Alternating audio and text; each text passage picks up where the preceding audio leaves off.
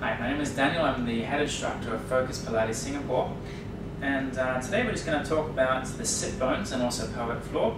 Okay, pelvic floor is a really important part of our core. Okay, now the pelvic floor are muscles which lie at the base of the pelvis. Okay, and in order to get a good contraction of pelvic floor to assist in our core stability, it's kind of important to know exactly where they are. Okay. The first thing you need to know is where your sit bones are. So we have our trusty skeleton model here.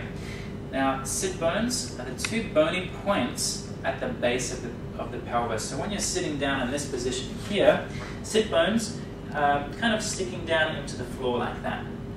Okay, so those sit bones there.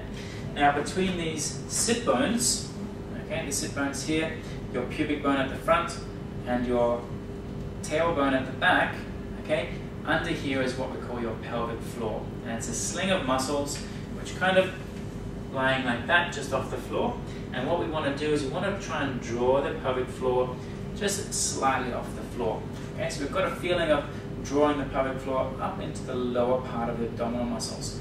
Not too high, not up as high as the navel. It's about halfway between the navel and the pubic bone. Okay, so you get that drawing up feel.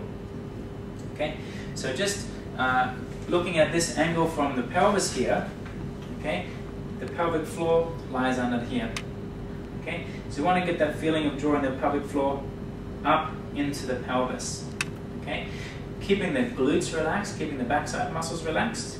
Okay, and a cue we often use in the class is to draw your sit bones together. So here's our sit bones here.